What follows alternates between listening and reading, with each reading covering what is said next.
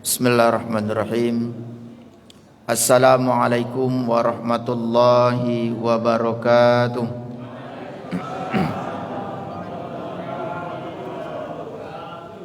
Bagaimana kabarnya Bapak Ibu? Udah makan tadi? Karena kita di bulan ini sebelum subuh boleh makannya Pak. Habis suruh nanti tak ada hidangan. Alhamdulillah, alhamdulillahirabbil alamin. Wassalatu wassalamu ala asrafil anbiya'i wal mursalin wa ala alihi wa ashabihi rasulillahi ajma'in. Allahumma salli wa sallim ala sayyidina Muhammad wa ala alihi wa ashabihi mujahidin at-tahirin. Alhamdulillah, pada subuh hari ini Allah Subhanahu wa ta'ala masih memberikan suatu hal yang sangat istimewa. Mengapa istimewa Bapak Ibu? Karena tak semua umat, tak semua orang Islam bisa hadir untuk salat subuh berjamaah. Ini adalah hamba Allah yang dipilih oleh Allah.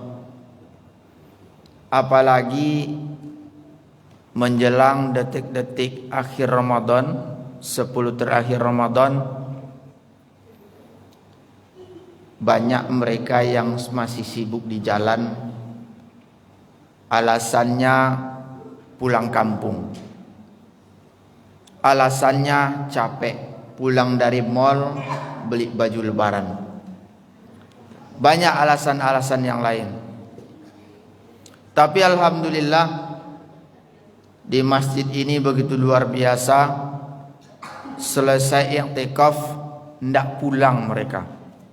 Ditunggunya salat subuh berjamaah Bapak Ibu. Tapi entahlah kalau ada minyak goreng setelah ini, tidak tahu saya. Bapak Ibu yang dimuliakan Allah Subhanahu wa ta'ala, rasa syukur itu akan selalu kita tingkatkan mudah-mudahan nantinya. Karena dengan rasa syukur itulah Allah mencurahkan kasih dan sayangnya. Karena rasa syukur itulah membuat ridha Allah semakin banyak menyebar dalam kehidupan kita. Orang yang pandai bersyukur itulah adalah orang yang paling dekat dengan Allah Subhanahu wa ta'ala. Orang yang pandai bersyukur adalah orang yang tahu siapa yang memiliki jiwa ini, siapa yang memiliki kehidupan ini. Itulah orang yang bersyukur kepada Allah Subhanahu wa ta'ala. Dan bahkan dalam suatu true story kehidupan di masa baginda Rasulullah sallallahu alaihi wasallam, tidak sedikit orang yang tak mau bersyukur atas dakwah Rasulullah sallallahu alaihi wasallam. Dan bahkan pamannya sendiri mencibir dakwah Rasulullah. Tetapi hari ini Bapak Ibu yang dimuliakan Allah, begitu luar biasa. Tak jumpa kita dengan Rasulullah, tak bertemu kita dengan keluarga Rasulullah sallallahu alaihi wasallam. Tetapi dakwah itu sampai hari ini masih kita dengarkan melalui mimbar-mimbar dakwah, melalui majlis ta'lim. Patut kita syukuri Bapak Ibu yang dimuliakan Allah Subhanahu wa ta'ala. Karena itulah perbedaannya umat Rasulullah dengan umat-umat sebelum Rasulullah sallallahu alaihi wasallam. Pada saat umat sebelum Rasulullah, ketika Nabi itu telah berakhir, terhenti dakwah itu, digantikan oleh Nabi yang baru, digantikan oleh Rasul yang baru, yang diutus oleh Allah Subhanahu wa ta'ala. Namun berbeda dengan umat Nabi Muhammad sallallahu alaihi wasallam, saat Rasul itu wafat, tak ada pengganti Nabi yang baru, tak ada pengganti Rasul yang baru. tetapi dakwah itu masih sama-sama kita gantikan dakwah Rasulullah sallallahu alaihi wasallam. Makanya disebutkan al ulama warasatul anbiya. Ulama itu Bapak Ibu tidak ustaz yang ceramah di mimbar ini, tidak ustaz ceramah yang di meja ini, khatib Jumat, bukan itu ulama itu. Ketika kita semua mampu mendakwahkan sedikit saja, walau ayat, kata Allah, sedikit satu ayat saja mampu kita dakwahkan dalam kehidupan ini, maka kita merupakan warisan dari Nabi Muhammad sallallahu alaihi wasallam. Bapak Ibu jamaah yang dimuliakan Allah Subhanahu wa taala, tak lupa setiap taklim, setiap kegiatan dalam kehidupan ini kita berselawat kepada baginda Rasulullah sallallahu alaihi wasallam. Wa qauli hadza Allahumma salli ala sayyidina Muhammad wa ala alihi sayyidina Muhammad. Mudah-mudahan dengan kalimat yang mulia ini dibawa oleh makhluk yang termulia di muka bumi ini, sehingga dengan ketekunan, kegigihan kita mengamalkan sunnah-sunnah Rasulullah sallallahu alaihi wasallam, bermohon dan berharap kepada Allah Subhanahu wa taala akan kita dapatkan nantinya syafaat baginda Rasulullah sallallahu alaihi wasallam di yaumil akhir nanti, di mana kala itu tak ada satupun syafaat, tak ada satupun naungan kecuali syafaat, naungan, pertolongan baginda Rasulullah sallallahu alaihi wasallam. Rasulullah itu Bapak Ibu saat memberikan syafaat itu berkeliling dia di seluruh umat manusia di padang mahsyar itu saat pengadilan Allah. Lalu ada salah satu riwayat menyebutkan, siapa yang membaca solawat Nabi sebanyak 100 kali setiap hari Jumat, maka di alam barzahnya akan datang dua cahaya, dan cahaya itu menyebutkan satu malaikat Jibril dan satu malaikat Mikail yang datang menemaninya. Begitu luar biasa syafaat Rasulullah sallallahu alaihi wasallam. Bahkan dalam kehidupan ini tak akan mungkin, pasti akan kita rasakan ketika amalan-amalan sunnah Rasul itu bentuk wasilah-wasilah dalam kehidupan ini. Bapak Ibu jamaah yang dimuliakan Allah Subhanahu wa taala, sebagai kajian singkat taklim pada subuh kali ini ialah penyebab-penyebab doa itu tidak dikabulkan oleh Allah Subhanahu wa taala. Tadi saat i'tikaf kita berdoa kepada Allah. Saat tahajud kita berdoa kepada Allah. Saat subuh kita juga berdoa kepada Allah Subhanahu wa taala. Dan bahkan di setiap 3 waktu yang tadi, dan bahkan waktu fajar kita juga berdoa. Waktu suruh nanti kita sudah berencana untuk berdoa yang sama, dari i'tikaf, tahajud, fajar, subuh sampai suruh nanti kita doa yang sama, namun tak kunjung dikabulkan oleh Allah Subhanahu wa taala. Mengapa tidak Allah kabulkan doa-doa yang senantiasa kita panjatkan kepada Allah Subhanahu wa taala? Yang pertama, boleh jadi doa itu tidak kita doakan di kehidupan dunia ini. Ya Allah, masukkan hamba ke dalam surgamu ya Allah. Kalau itu takkan sekarang dikabulkan Allah Bapak Ibu. Meninggal kita dulu syaratnya, baru Allah masukkan surga.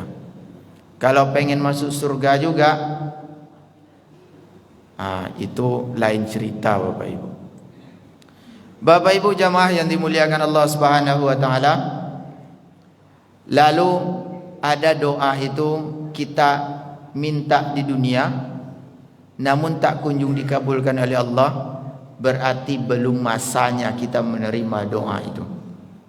Berhusnuzon saja kepada Allah. Kepada tetangga kita mampu berhusnuzon, masa kepada Allah kita tak mampu? Lalu apa sebenarnya doa itu tak kunjung dikabulkan oleh Allah Subhanahu wa taala sampai hari ini? Pada suatu hari, suatu ketika, ada seorang sufi di masa setelah kehidupan baginda Rasulullah sallallahu alaihi wasallam yang hidup di kota Basrah, lalu melewati pasar Basrah itu. Basrah itu bukan Basrah antara Kabupaten Kampar dengan Langgam, Bapak Ibu. Di sana ada juga Basrah, tapi bukan itu. Basrah ini adalah suatu daerah kota antara Kuwait dengan Irak. Pas berbatasan dengan dua negara itu letaknya. Lalu berjalanlah seorang sufi yang bernama Ibrahim bin Adam. Lalu karena kesolehan dan ketaatan yang dimilikinya, diberilah gelar oleh Rasulullah sallallahu alaihi wasallam di masa itu Abul Ishaq. Abul Ishaq gelarnya, Bapak Ibu. Kalau sekarang banyak, ada yang Abu Gosok lah gelar kawan tuh, ada yang Abu Tungku karena suka masak di tungku, macam-macam gelarnya. Apalagi kalau di kampung-kampung yang suluk tariqat itu, ketika diberikan gelar oleh gurunya, karena dia seorang yang lunak, engku lunak gelarnya. Karena dia seorang penyabar, engku sabar. Itulah ditunjukkan bagaimana kehidupan sehari-harinya. Lalu ketika Abul Ishaq itu berjalan di kota pasar Basrah itu, dicegat oleh beberapa orang pemuda. Ya Abul Ishaq, ya, mengapa doa kami tak kunjung dikabulkan oleh Allah Subhanahu wa taala? Dari tahun lalu sampai tahun ini kami berdoa kepada Allah, tak juga dikunjung dikabulkan Allah. Apakah tahajud kami kurang, ya Abul Ishaq? Apakah sedekah kami kurang? Padahal Allah kan berjanji kepada kita, ud'uni istajib lakum, berdoalah kepadaku, niscaya akan aku kabulkan, kata Allah. Lalu Allah sebutkan di ayat yang lain, uzkuruni fazkurkum, ingatlah kepadaku, niscaya aku akan ingat kepadamu, kata Allah. Ingat kepada Allah itu, Bapak Ibu, bukan sekedar Allahu Akbar, Allahu Akbar, Allah, dah selesai itu. Tidak seperti itu. Ingat kepada Allah itu melaksanakan perintah-perintah Allah Subhanahu wa taala. Lalu kata Abu Ishaq, kalian tahu apa penyebab doa-doa kalian hari ini? Doa kamu semua hari ini tak kunjung dikabulkan oleh Allah Subhanahu wa taala. Ialah yang pertama, kamu mengaku mengenal Allah, tapi tak kamu lakukan hak-haknya Allah. Berapa banyak saudara-saudara kita yang merasa ketika ditanya, apa agamamu? Islam.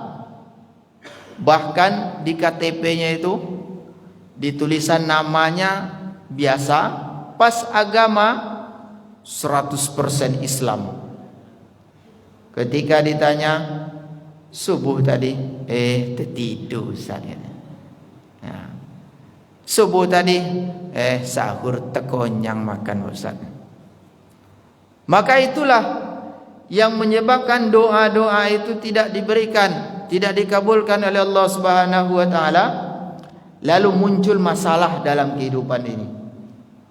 Pak Ustaz, kami ini kurang apa doanya? Mulai dari lajang sampai hari ini umur 50-60 tahun tak juga kunjung dikabulkan Allah doa kami. Mengapa teman-teman kami yang beragama berbeda akidahnya dengan kami takut masih diberikan doanya oleh Allah Subhanahu wa taala. Mereka minta kaya, minta mobil, minta rumah, minta kebun yang luas, Allah kabulkan. Mereka minta anak, Allah kabulkan. Mengapa kita yang senantiasa percaya dengan Islam, ad-dinu indal Islam, ad-dinu indallahil Islam, bahwa agama yang ada di sisi Allah Subhanahu wa taala itu Islam, kami percaya dengan firman Allah Subhanahu wa taala. Lalu mereka, mengapa dikabulkan doa mereka oleh Allah Subhanahu wa taala? Apakah mereka Allah pilih kasih? Apakah Allah itu tak sayang dengan kita? Itulah bentuk kasih sayang Allah Subhanahu wa taala, Bapak Ibu. Kita selalu mengawali setiap kegiatan membaca Al-Quran, zikir dengan Bismillahirrahmanirrahim, dengan menyebut nama Allah yang Maha Pengasih lagi Maha Penyayang. Disitulah letak perbedaan kita dengan mereka. Ketika mereka dikasih, Allah kasih semua yang mereka inginkan, tapi tak Allah titipkan rasa sayang kepada mereka. Tak Allah titipkan Maha Penyayangnya kepada mereka, sehingga doa-doa mereka dikabulkan oleh Allah Subhanahu wa taala. Mereka ke diskotik, mereka minum khamar, mereka mabuk-mabukan, mereka main perempuan.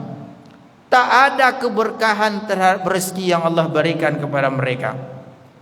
Tetapi hari ini kita yang sederhana ekonominya, kita yang sederhana doanya, Allah berikan itu semua dengan sangat sederhana. Allah berikan semua itu dengan ketenangan, keberkahan. Itulah kasih sayang Allah Subhanahu wa taala. Allah berikan teman kita yang berbeda akidah itu 1 bulan 100 juta. Banyak enggak itu Bapak Ibu? 100 juta. Banyak, luar biasa.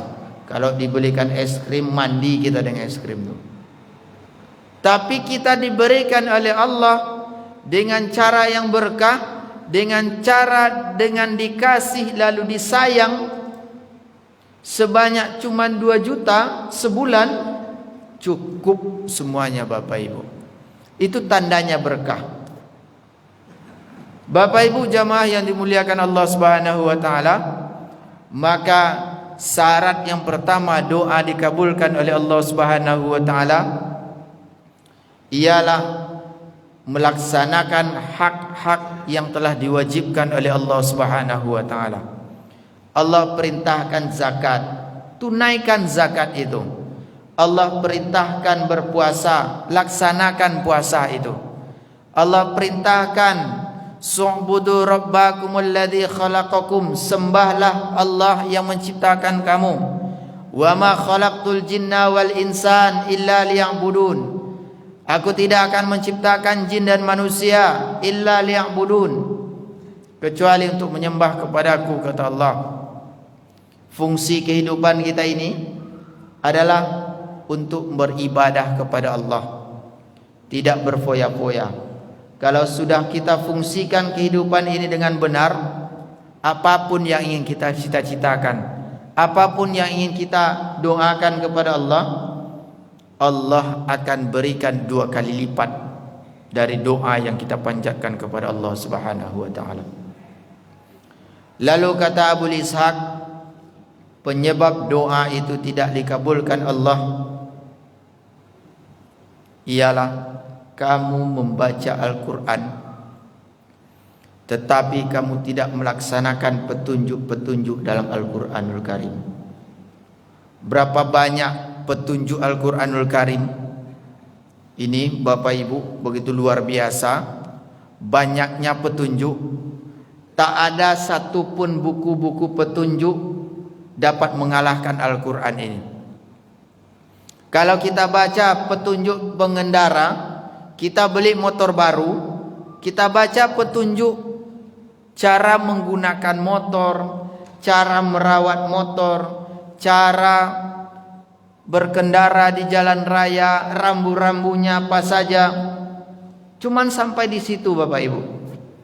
Kalau Al-Quran, mulai manusia itu diciptakan, kehidupan di dunia, alam barzakh, kehidupan akhirat, padang mahsyar, surga dan neraka, Allah berikan petunjuk dalamnya. Kalau kamu, kata Abu Ishaq, ingin mendapatkan surga, maka ikuti petunjuk Al-Quranul Karim. Kalau kamu ingin dicampakkan ke dalam neraka jahanam, tak usah ikuti petunjuk Al-Quranul Karim. Zalikal kitabu la raiba fihi hudal lil muttaqin. Demikian itu adalah kitab Al-Quran, kitab yang penuh dengan petunjuk. Hudal lil muttaqin. Kitab ini akan menjadi petunjuk, menjadi pedoman, menjadi pengarah dalam kehidupan ini lil muttaqin, bagi orang yang bertakwa kepada Allah Subhanahu wa taala. Berapa banyak saudara-saudara kita, Bapak Ibu yang dimuliakan Allah Subhanahu wa taala, mereka membaca Al-Quran cuman sekedar membaca saja, tak memberikan makna dalam kehidupannya. Dan bahkan ada di beberapa tahun yang lalu, begitu luar biasa, mohon maaf, dia hafal Al-Quran, dia tahu makna isi kandungan dalam Al-Quran itu. Karena tak mengamalkan, tak melaksanakan isi kandungan Al-Quran, pekerjaan setiap harinya mabuk, main perempuan, dan maksiat yang lainnya. Sehingga apa? Ketika teman-teman kita yang berbeda akidah menjas, menunjukkan itulah model orang Islam, karena segelintir orang kita semua jadi tercoreng. Padahal Islam itu sangat indah, Al-Quran itu sangat luar biasa memberikan petunjuk. Bapak Ibu jamaah yang dimuliakan Allah Subhanahu wa taala, lalu kata Abu Ishaq, yang menyebabkan doa itu tidak dikabulkan oleh Allah Subhanahu wa taala, kamu mengaku umat Nabi Muhammad sallallahu alaihi wasallam, tetapi di masa kehidupanmu tak pernah mengamalkan sunnah-sunnah Rasulullah sallallahu alaihi wasallam. Dalam kehidupan ini berapa banyak sunnah Rasulullah sallallahu alaihi wasallam? Berapa banyak dalam kehidupan ini kalau kita lakukan merupakan sunnah bagi Rasulullah sallallahu alaihi wasallam. Salah satu di antaranya, ketika makan duduk santai, tak ngomong, tak berbicara. Itu sederhana Bapak Ibu. Kalau kita lakukan, begitu banyak manfaat yang akan kita dapatkan ketika satu sunnah itu kita lakukan. Rupanya dalam ilmu kedokteran, kalau kita makan dalam posisi duduk, organ kita itu tersusun rapi dia Bapak Ibu. Tersusun rapi sesuai dia dengan prosesnya dalam pencernaan dalam perut kita. Kalau kita berdiri, makan, berdiri sambil ngobrol, kunyah 3 kali kunyah, gol. Dia usus itu akan terurai lurus seperti ini. Kalau lurus tak singgah dia ke lambung, langsung ke usus. Itulah yang menyebabkan banyak yang kena usus buntu, banyak yang kena asam lambung. Karena dalam organnya itu tidak berfungsi sesuai aturannya. Aturannya singgah dulu, langsung jalan, berproses. Maka itulah kesunahan yang dilakukan oleh baginda Rasulullah sallallahu alaihi wasallam. Dan bahkan begitu banyak dalam kehidupan ini. Makanlah dengan tangan kananmu, minumlah dengan tangan kananmu, masuk masjid dengan kaki kanan, keluar masjid dengan kaki kiri. Jangan dibalik. Ada yang masuk dengan kaki kiri, keluar dengan kaki kanan. Bukan tak tahu, karena sudah asik ngobrol. Mulai dari rumah cerita, apa kabar? Biasa-biasa, mulai masuk cerita tanah. Sampai di gerbang cerita teman. Saking asiknya menceritakan orang lain, lupa kaki kiri masuk. Tak pakai doa. Lalu apa? Cilaku baca tu. Cilaku doa masuk masjidnya. Maka jangan amalkan dalam kehidupan ini Bapak Ibu. Allah berikan hamba keturunan yang engkau amanahkan, engkau titipkan ya Allah. Allah kabulkan doanya. Setiap pagi istrinya minta sayur hijau. Sebelum berangkat kuliah, istrinya minta belikan sayur hijau. Kalau terlambat maka habis. Bagaimana dalam pikirannya agar bisa menyediakan sayur hijau di rumahnya untuk sepekan. Terpikirlah di dalam pikirannya ingin punya kulkas. Tak punya pekerjaan, masih mengandalkan biaya keluarga dari biaya pendidikan istrinya. Kalau dibelikan kulkas, tak mungkin bisa makan untuk sebulan ke depan. Apa yang dilakukan dalam kehidupannya? Yang dilakukannya mengambil wasilah dari Nabi sallallahu alaihi wasallam, meminta wasilah dari Rasulullah sallallahu alaihi wasallam, setiap hari mengamalkan salawat Nabi sallallahu alaihi wasallam. Allahumma salli ala sayyidina Muhammad wa ala ali sayyidina Muhammad. Allahumma salli ala sayyidina Muhammad wa ala ali sayyidina Muhammad. Itulah yang ia lakukan. Serambi melakukan solat berjamaah setiap 5 waktu.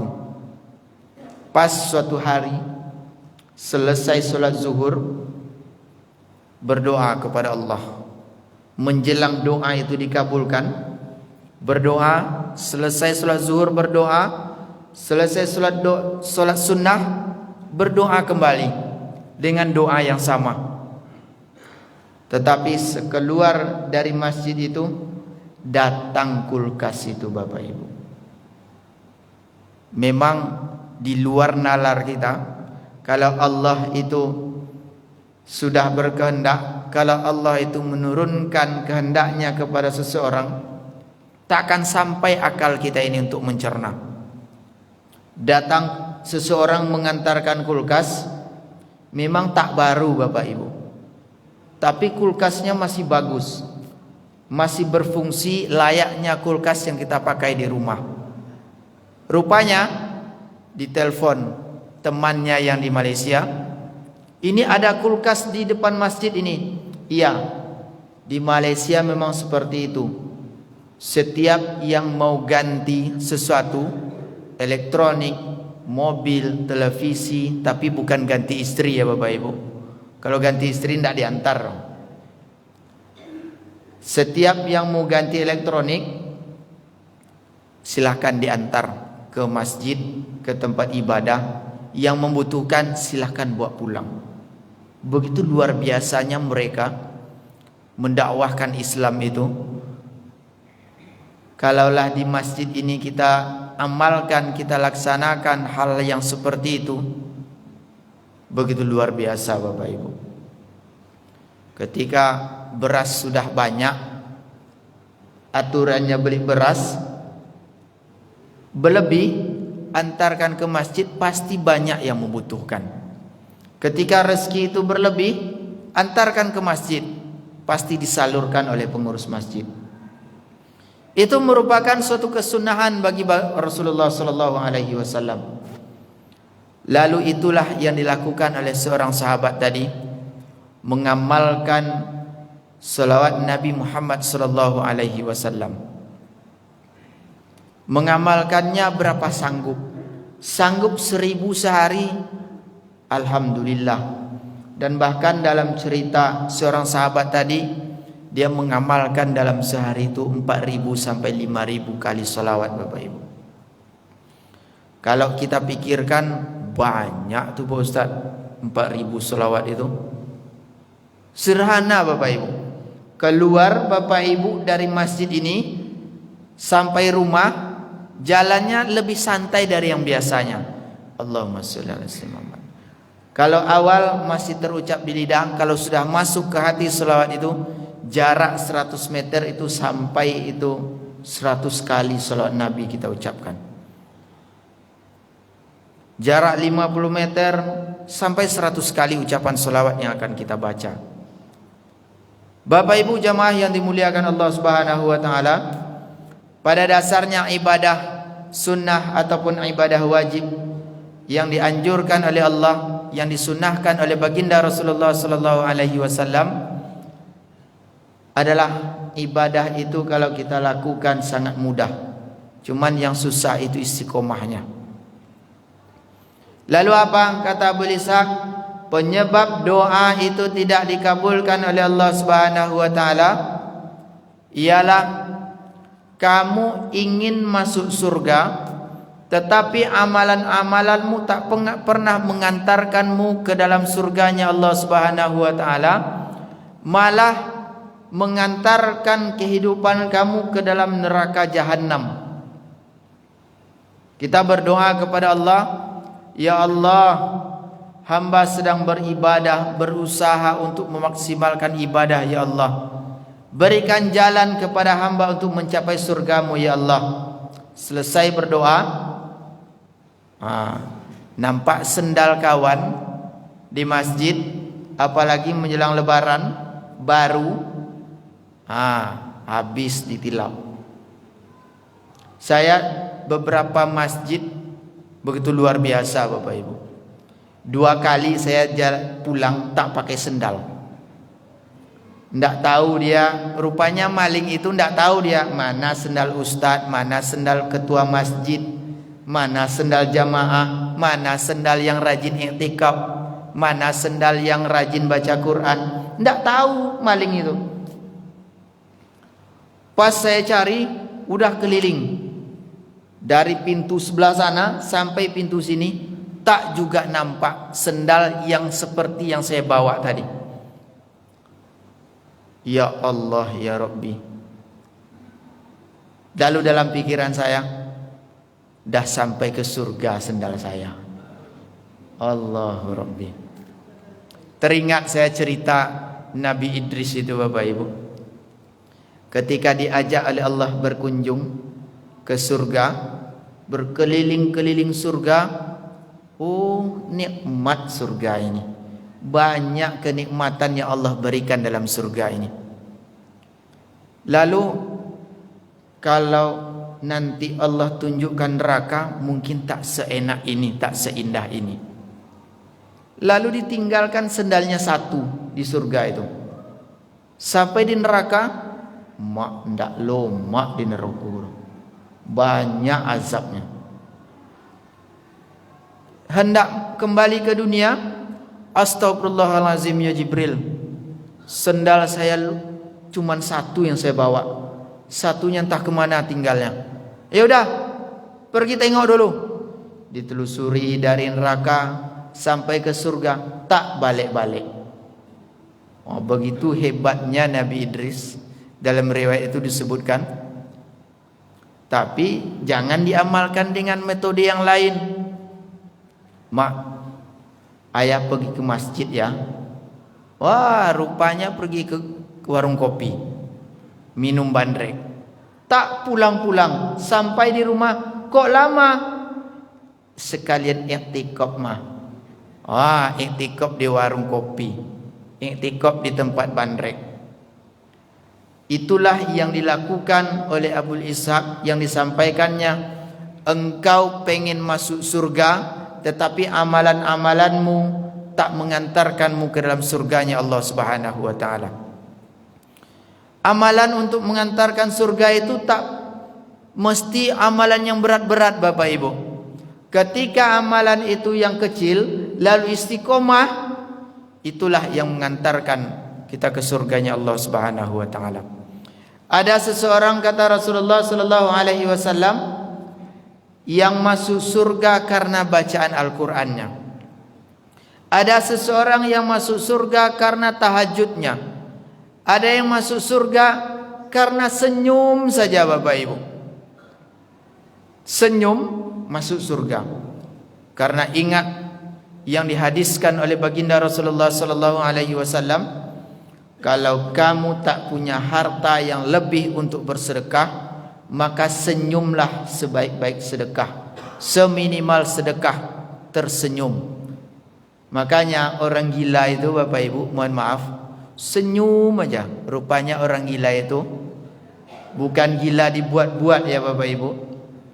Orang gila itu rupanya kalau memang gila takdirnya, Allah letakkan di surga nanti. Kalau gila karena perangai, mabuk, banyak hutang, karena judi, itu tidak bisa mempertanggungjawabkan. Bapak Ibu jamaah yang dimuliakan Allah Subhanahu wa taala, lalu apa yang menyebabkan doa-doa itu tidak dikabulkan oleh Allah Subhanahu wa taala? Yang tadi kamu pengen surga, tetapi amal perbuatanmu tak mengantarkan ke surganya Allah. Lalu apa? Selain itu, yang membuat surga itu rindu dalam kehidupan ini. Kata Rasulullah sallallahu alaihi wasallam, ada amalan seseorang umat, ada amalan seorang hamba yang apabila dilakukan, malahan surga itu yang rindu kepadanya. Begitu luar biasa Bapak Ibu. Kalau surga sudah rindu dengan kita, apapun dalam kehidupan ini, terserahlah. Apa? Yang pertama, kata Rasulullah, talil Quran, membaca Al-Quran. Membaca Al-Quran itu bukan sekedar membaca, bukan sekedar setelah baca lalu pulang, bukan itu Bapak Ibu. Membaca Al-Quran itu ada dua, kata Rasulullah. Yang pertama, membaca karena kefasihannya lalu memaknakan Al-Quran itu dengan baik, itulah orang yang membaca Al-Quran. Lalu yang kedua, membaca Al-Quran lalu terbata-bata, kemudian dalam bacaannya ada kesungguhan untuk memperbaiki bacaan Al-Quran, itulah membaca Al-Quran, kata Rasulullah sallallahu alaihi wasallam. Tetapi yang dua ini, kata Rasul, sangat berbeda pahalanya orang yang membaca bacaannya fasih dan orang yang membaca karena niat belajar karena Allah Subhanahu wa taala. Yang membaca Al-Quran karena fasih, dia cuma dapat satu kefasihan dalam bacaan Al-Qurannya. Yang membaca Al-Quran karena terbata-bata ingin membaca Al-Quran dengan baik, dia dapat dua pahala. Pahala pertama, pahala mengulang-ulang bacaan tersebut. Pahala yang kedua ialah pahala kesungguhannya dalam membaca Al-Quran itu sendiri. Lalu apalagi yang membuat surga itu rindu dalam kehidupan ini? Wahafizil lisan, orang yang senantiasa memelihara lisannya.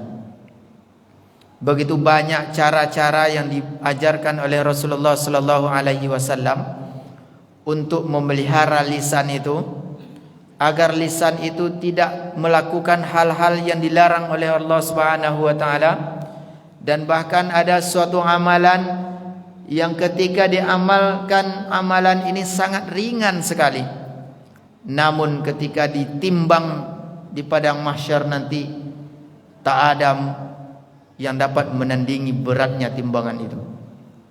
Ialah berzikir kepada Allah Subhanahu wa taala. Subhanallah, alhamdulillah, Allahu akbar, la ilaha illallah. Dan bahkan seminimalnya zikir itu Allah, Allah, Allah, Allah. Bibir pun tak bergerak Bapak Ibu ketika kita mengucapkan Allah. Dalam hati Allah, Allah, Allah, Allah. Kita basahi lisan itu, kita pelihara lisan itu dengan berzikir kepada Allah Subhanahu wa taala, bukan sumpah serapah, bukan caci maki, bukan umpat mengumpat.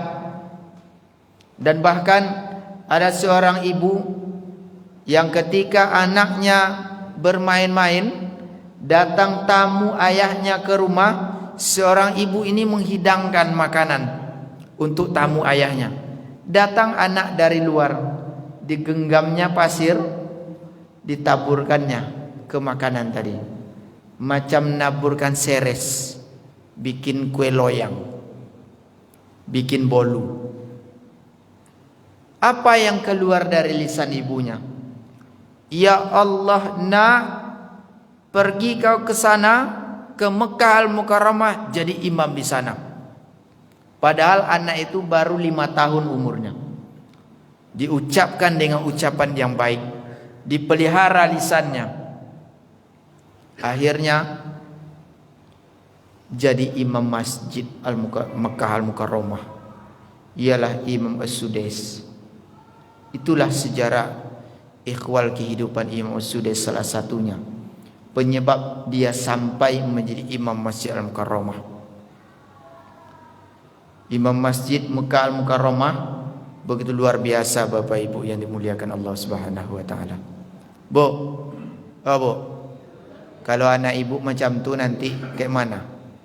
Nih ya, udah enak-enak nih jam 3 udah kumpulkan niat, udah kumpulkan mental, tenaga. Bismillahirrahmanirrahim. Ini masakan favorit ayah nih di rumah. Pas menjelang buka, 5 menit lagi menjelang buka, datang anak. Disiramnya pakai air masakan tadi, ditaburkan mainannya. Gimana perasaannya, Bu? Bisa enggak seperti ibunya Imam Sudais itu kita amalkan? Insya Allah, tapi lebih banyak endaknya mungkin sana. Kadang ibu-ibu nih Pak, depan Ustaz, iya Ustaz, sampai di rumah, ya Allah, wa angserak jole katanya. Azab telinga anak. Bapak Ibu jamaah yang dimuliakan Allah Subhanahu wa taala. Lalu kata Abu Ishaq, lalu kata Rasulullah sallallahu alaihi wasallam, yang menyebabkan surga itu rindu kepada seorang hamba itu ialah orang yang berpuasa pada bulan suci Ramadan.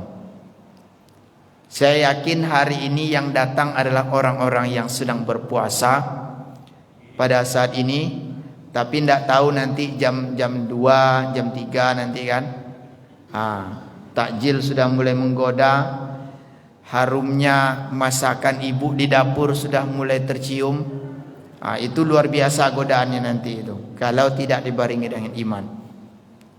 Orang yang berpuasa pada bulan Ramadan itu ialah orang yang tidak merubah aktivitas dalam kehidupannya.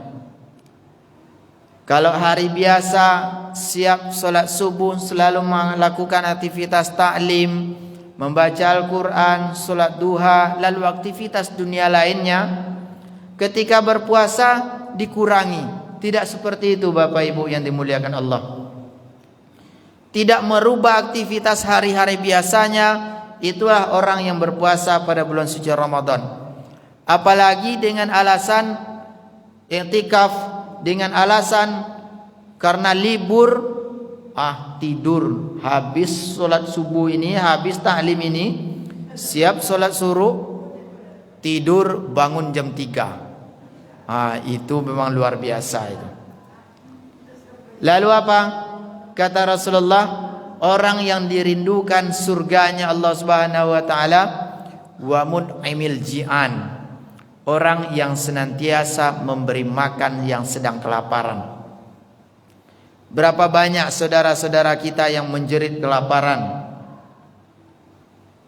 yang sedang mengusahakan kehidupannya, kadang hari ini makan, besok belum tentu makan. Apalagi mereka diuntungkan bulan Ramadan saat ini, mereka diajarkan berpuasa. Kita berpuasa diajarkan agar turut merasakan apa yang dirasakan oleh mereka yang sedang kelaparan. Itulah sebenarnya salah satu pendidikan puasa yang kita lakukan. Dan bahkan kata Rasulullah sallallahu alaihi wasallam, dikatakan tidak beriman seorang umat, hambaku, umatku kata Rasulullah, apabila tidur dalam keadaan kenyang sementara tetangganya, saudaranya tidur dalam keadaan lapar. Itulah yang dicontohkan oleh Umar bin Khattab dalam kehidupannya. Di masa kepemimpinan Umar bin Khattab itu berjalan-jalan menyusuri kampung, ditelusurinya rumah satu-satu. Ketika rumah itu sepi, terdengar rumah itu zikir kepada Allah, terdengar bacaan Al-Quran, terdengar pendidikan-pendidikan dari ibu ayah kepada anaknya. Lalu ada satu rumah terdengar anaknya menangis. Didengarkan oleh Umar bin Khattab.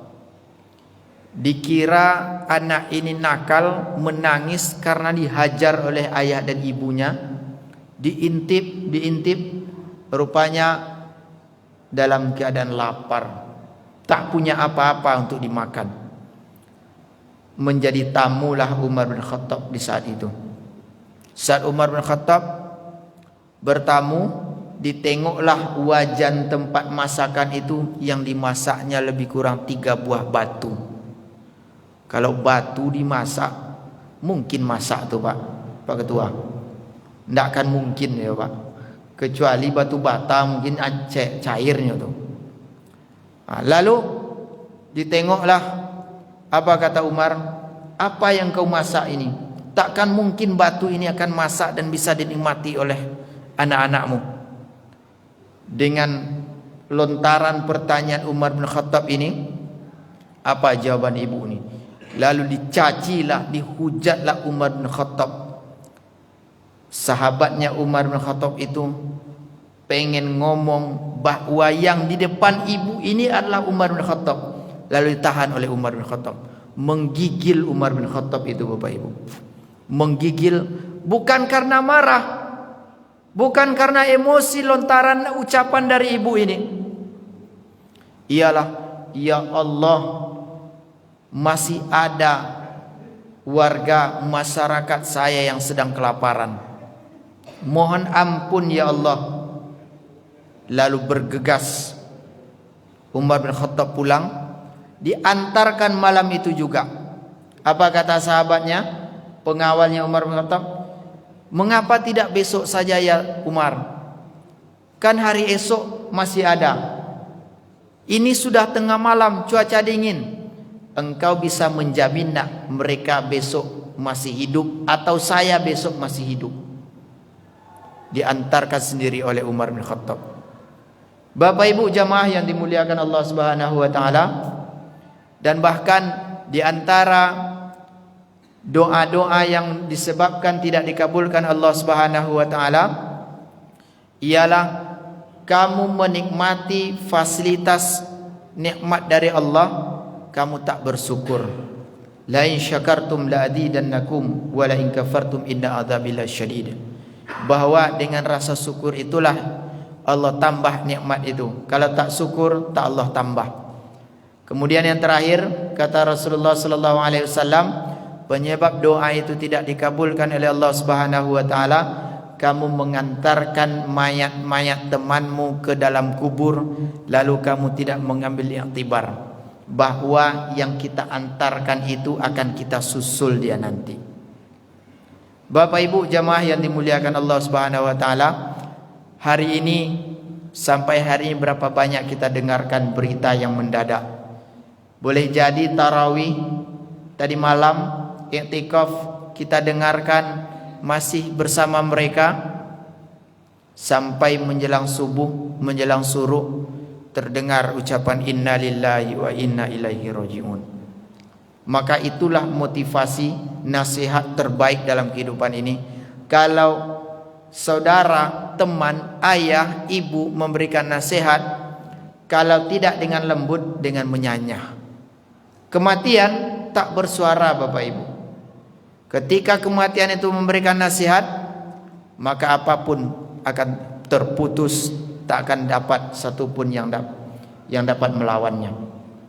Bapak Ibu jamaah yang dimuliakan Allah Subhanahu wa taala, mudah-mudahan taklim singkat pada subuh kali ini menjadikan kita sebagai hamba yang senantiasa mencari ridha Allah Subhanahu wa taala, menjadikan kita sebagai hamba dari sekian banyaknya hamba-hamba Allah, inilah hamba yang akan dikabulkan doanya oleh Allah Subhanahu wa taala. Bermohon dan berharap kepada Allah, mudah-mudahan Allah hadirkan keluarga sakinah mawaddah warahmah dalam kehidupan rumah tangga kita. Allah hadirkan anak-anak yang soleh dan soleha, taat kepada Allah dan Rasulnya, dan patuh kepada ayah dan ibunya. Demikianlah taklim singkat pada subuh kali ini. Billahi taufiq wal hidayah. Wassalamualaikum warahmatullahi wabarakatuh.